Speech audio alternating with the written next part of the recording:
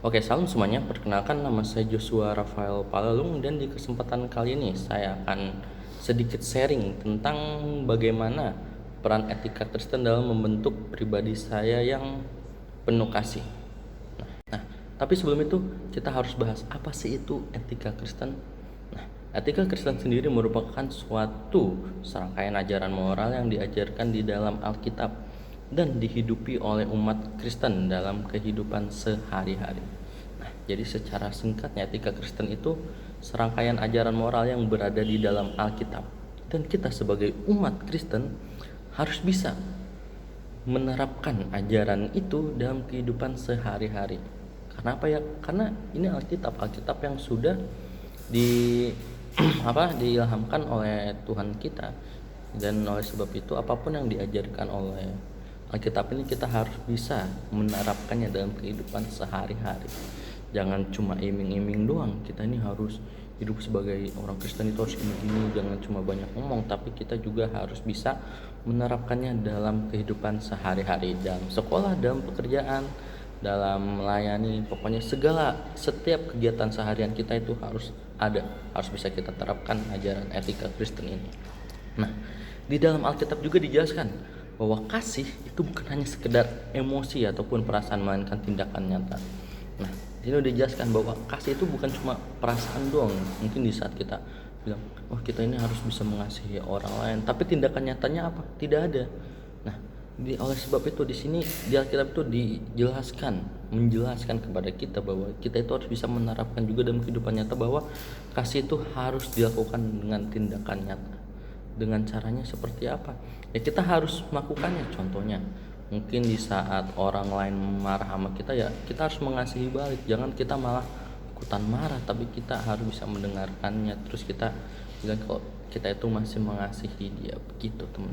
Oke, selanjutnya saya ingin kita membahas lebih dalam lagi tentang etika Kristen, yaitu pengertian dari etika Kristen secara rinci. Nah, jadi etika Kristen sendiri dalam bahasa Yunaninya itu berarti ethos, yang berarti kebiasaan ataupun adat. Kalau kita udah bahas kebiasaan nih, pastinya ya sesuatu hal yang kita lakukan setiap hari. Mungkin contoh kebiasaan apa sih yang kita lakukan setiap hari? Mandi, makan, main HP. Nah, begitu juga dengan etika Kristen, itu udah jadi kebiasaan kita. Apalagi udah berbicara tentang yang namanya adat. Kalau adat udah pasti sesuatu hal yang harus wajib banget kita jalanin dalam kehidupan sehari-hari. Oleh sebab itu etika Kristen ini harus bisa menjadi kebiasaan dan juga harus wajib kita lakukan dalam kehidupan sehari-hari. Begitu, teman-teman. Nah, etika Kristen sendiri adalah suatu cabang ilmu teologi yang membahas masalah tentang apa yang baik dari sudut pandang kekristenan. Nah, di sini kita udah bilang bahwa etika Kristen itu adalah membahas tentang masalah apa yang baik. Dari sini kita udah tahu bahwa etika Kristen ini udah pasti baik untuk diri kita sendiri, tapi dari sudut pandang kekristenan. Oleh sebab itu, kita sebagai umat Kristen harus bisa melakukan apa yang baik.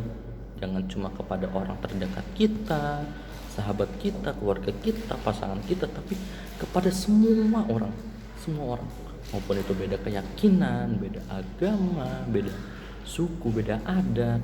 Kita harus melakukan kebaikan itu ke semua orang. Karena udah jelasin bahwa etika Kristen itu ya kebiasaan dan juga adat, jadi harus kita lakukan itu. Jadi sebagai kebiasaan, bukan cuma ke teman dekat juga, yang sudah saya bilang tadi. Nah, tadi kita udah lihat dari sudut pandang kekristenan nih, teman-teman. Nah, selanjutnya kita lihat dari sudut pandang hukum Taurat dan juga Injil, yang dimana etika adalah segala sesuatu yang dikehendaki oleh Allah. Nah, dikehendaki oleh Allah, pastinya ini sesuatu hal yang baik dong buat kita sebagai umatnya, sebagai anak-anak Allah, karena ini sesuatu hal yang dikehendaki Allah, yang pastinya itu baik buat kita. Nah, dan dikehendaki Allah, dan itulah yang baik. Nah, karena etika Kristen itu adalah sesuatu hal yang dikehendaki Allah, oleh sebab itu pastinya etika Kristen itu sangat penting dong dalam kehidupan kita. Oleh sebab itu kita sebagai umat Kristen, seperti yang sudah bilang, harus bisa menjalankan atau melakukan kebiasaan etika Kristen dalam kehidupan sehari-hari. Dengan demikian, maka etika Kristen merupakan suatu tindakan yang diukur secara moral baik. Nah, berarti kita udah dapat pandangan kita nih, etika Kristen itu kayak gimana. Nah, berarti etika Kristen adalah suatu karakter yang harus dimiliki oleh orang Kristen, karena etika Kristen ini pastinya selalu mendatangkan kebaikan. Oleh sebab itu, kita sebagai orang Kristen harus bisa menerapkan etika Kristen dalam kehidupan sehari-hari. Begitu teman-teman. Oke, selanjutnya kita akan membahas mengapa sih kita itu harus punya sifat yang penuh kasih. Mengapa kita sebagai orang Kristen, sebagai pengikut Yesus Kristus, kita itu harus punya sifat yang namanya penuh kasih. Di sini kita akan bahas. Dalam mewujudkan suatu hubungan yang baik antara satu dengan yang lain, antara saya dengan orang lain atau dengan teman-teman dengan orang lain, kasih sangatlah dibutuhkan. Ingat, kasih sangatlah dibutuhkan untuk dijadikan sebagai fondasi suatu relasi dalam kehidupan sosial. Ingat, kasih itu adalah suatu fondasi untuk melakukan relasi dalam kehidupan sosial. Kalau kita di saat kita membangun relasi dengan teman, dengan pasangan, dengan keluarga, kalau kita nggak memiliki kasih, ya sama aja itu bukan fondasi yang kuat, maka itu bisa aja menjadi hubungan yang berantakan. Malah justru itu membuat hubungan bukannya menjadi hubungan yang positif, malah hubungan yang negatif, karena tidak didasari dengan kasih. Nah, maka dari itu etika Kristen ini muncul sebagai pedoman bagi kehidupan orang percaya. Bagaimana kita melakukan sesuatu sesuai dengan moral yang telah diajarkan oleh Yesus Kristus. Salah satunya adalah kasih. Nah, mengapa kasih itu penting dalam kehidupan sosial kita dalam membangun relasi? Karena udah dijelasin bahwa etik dalam penuh kasih ini ada suatu ajaran moral.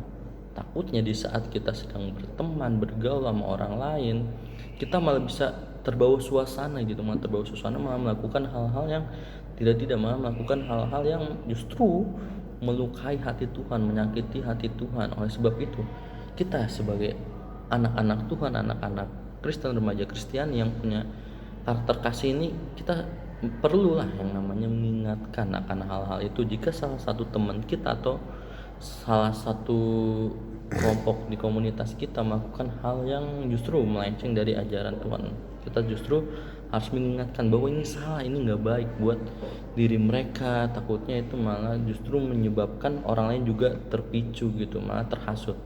Nah, sebab itu etika Kristen muncul sebagai pedoman bagi hidup orang percaya, yang dimana ini mengajarkan kita bagaimana pentingnya di saat kita membangun relasi dengan kehidupan orang lain, kasih sebagai suatu fondasi yang sangat kuat gitu teman-teman.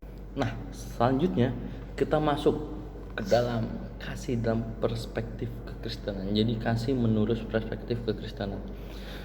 Nah, kasih dalam perspektif kekristenan memiliki peran yang sangat sentral dan dianggap sebagai ajaran inti dalam iman. Nah, di sini kita lihat bahwa dalam perspektif kekristenan, kasih memiliki peran yang sangat sentral. Kalau kita lihat sentral itu berarti peran yang sangat utama, tuh bisa bilang menjadi pusat lah. Jadi pusatnya ini kasih ini, dan juga dianggap sebagai inti. Wah, berarti ini udah sepenting itu loh kasih itu dalam kehidupan orang Kristen, karena dianggap sebagai inti dari ajaran iman. Ingat loh, ajaran iman. Nah, yang dimana Yesus Kristus sendiri Tuhan kita menekankan pentingnya kasih dalam dua perintah. Yang pertama itu adalah mengasihi Allah dengan segenap hati dan mengasihi sesama seperti diri sendiri. Oleh sebab itu, kita sebagai umat Kristiani yang memiliki kasih, kita harus bisa mengasihi Allah dengan segenap hati kita, dengan segenap jiwa kita, dengan segenap tubuh kita gitu teman-teman. Nah, jika kita sudah mengasihi Allah dengan segenap hati, otomatis kita bisa mengasihi diri sendiri dan terus kita mengasihi sesama, agar orang yang kita kasihi ini dapat menerapkan hal yang sama seperti yang kita lakukan kepada mereka. Tapi yang perlu kita ingat, kasih yang dimaksud di sini adalah kasih agape, yaitu kasih tanpa syarat yang mencerminkan karakter Allah. Apa sih itu yang dimaksud kasih tanpa syarat, kasih agape? Nah, jadi kasih agape itu adalah kasih tanpa pamrih atau kasih tanpa syarat yang sudah dibilang, dan kasih ini hanya dimiliki atau bisa dibilang hanya mencerminkan karakter Allah sendiri. Terus kalau manusia emang nggak bisa, mungkin bisa dibilang cukup mustahil, karena ini melewati batas manusia. Kenapa? Karena kasih agape itu adalah di saat kita mengasihi orang lain tanpa kita melihat gitu, tanpa kita melihat apa yang telah orang ini lakukan pada kita, maupun itu jahat atau buruk. Karena kita sebagai manusia sendiri itu terbatas. Karena terkadang di saat kita ingin mengasihi orang lain, kita justru malah mengasihi orang yang cukup berbuat baik doang sama kita, tapi giliran yang berbuat jahat nggak kita kasih. Berbeda sama kasih agape. Kasih agape itu kasih tanpa pamrih. Jadi nggak peduli itu Tuhan udah, maksudnya kayak Tuhan itu nggak peduli sama kita, kayak maupun kita bikin jahat sama dia, mengecewakan dia, Tuhan tetap mengasihi kita. Itulah kasih agape, kasih yang cukup besar bagi kita semua sebagai umat Kristiani. Oke, jadi di sini kita lanjut yang gimana itu prinsip etika Kristen yang membentuk pribadi yang membentuk kasih. Jadi ada beberapa prinsipnya, sebenarnya ada banyak, cuma saya akan ambil cuma 5 saja. Yang pertama, kasih sebagai hukum utama dalam kekristenan. Kedua, teladan Yesus dalam kasih. Ketiga, kasih dalam kehidupan sehari-hari. Keempat, kasih dalam bentuk pengampunan. Dan yang terakhir, kasih dalam dunia kerja dan juga pelayanan. Yang pertama, apa sih kasih hukum utama dalam kekristenan? Ingat, hukum terutama yang telah Tuhan Yesus ajarkan kepada kita adalah mengasihi. Itu ada di Alkitab di Matius. Oleh sebab itu kasih, dia bilang ini ada hukum utama yang paling utama, berarti ini berada di puncak nih, nomor 1, karena sebagai hukum utama gitu kan, berarti ini hukum yang paling penting dalam kekristenan.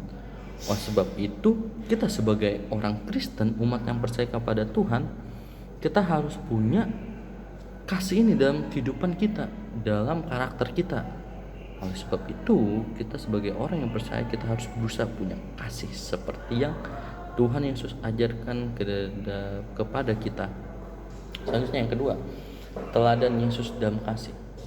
Tuhan Yesus itu bisa menjadi teladan bagi kita, bukan bisa, sebenarnya harus dijadikan teladan dalam kehidupan kita. Karena kenapa? Karena Tuhan Yesus sendiri itu juga punya kasih. Kasihnya itu apa sih? Tuhan Yesus itu pasti di saat masa pelayanannya, Tuhan itu bertemu dengan banyak orang, dan Tuhan Yesus itu tidak pilih-pilih. Dia itu nggak peduli beda keyakinan, beda ras, beda adat, Tuhan nggak peduli. Mungkin kita lihat contohnya seperti Zakheus.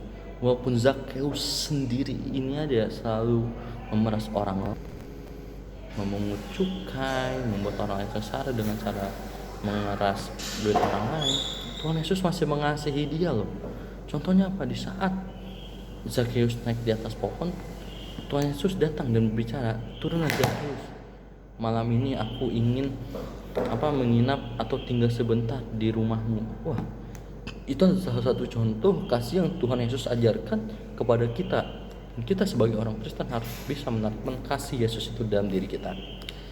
Selanjutnya, kasih dalam kehidupan sehari-hari. Ya, kita juga udah dibilang, tadi saya udah bilang bahwa kasih itu harus bisa menjadikan kebiasaan kita. Jadi satu hal yang harus kita wajibkan. Kasih dalam kehidupan sehari-hari berarti dalam kehidupan sehari-hari, berarti dalam sekolah, dalam dunia kerja, dan juga dalam pelayanan seperti yang udah ada ini. Berarti kasih dalam kehidupan sehari-hari, kasih dalam bentuk pengampunan, dan kasih dalam dunia kerja akan saya jadikan satu. Nah, berarti kasih dalam kehidupan sehari-hari itu kayak gimana? Contohnya, ada teman kerja, teman sekolah ataupun teman pelayanan yang tiba-tiba bikin kita nggak enak, ataupun bikin kita jadi marah, bikin kita ada dendam. Nah, dari situlah kasih itu muncul. Roh Kudus mengingatkan kita bahwa kita itu harus mengampuni mereka. Jangan kita marah juga, jangan kita malah dendam kepada mereka. Justru kita harus mengasihi mereka, ampuni mereka. Karena udah Tuhan Yesus aja mengampuni kita loh. Tuhan Yesus itu nggak ngeliat latar belakang kita, nggak peduli. Kayak kita bikin berapa banyak salah sama Tuhan, kita udah berapa kali ngecewain Tuhan, Tuhan tetap mengasihi kita. Oleh sebab itu kita sebagai umat Kristen juga harus bisa menerapkan itu, teman-teman. Nah, selanjutnya nih yang paling kita tunggu-tunggu, yaitu kesimpulannya. Terus yang dari awal sampai tadi itu, kesimpulannya itu tentang apa sih etika Kristen dalam penuh kasih? Nah, jadi etika Kristen itu mengajarkan bahwa kasih adalah hukum utama yang harus diwujudkan dalam kehidupan sehari-hari. Kasih dalam keluarga menjadi dasar pembentukan karakter yang penuh nilai. Jadi bisa dibilang keluarga lah yang membentuk karakter kita sebagai karakter yang penuh kasih.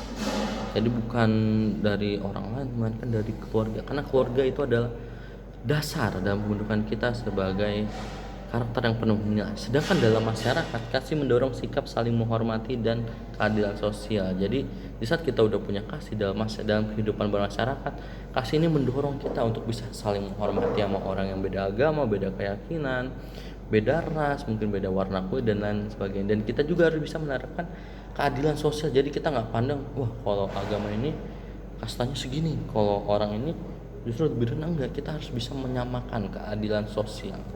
Nah, jadi bisa dibilang kesimpulannya adalah etika Kristen itu mengajarkan bahwa kasih adalah hukum utama yang harus diwujudkan dalam kehidupan sehari-hari.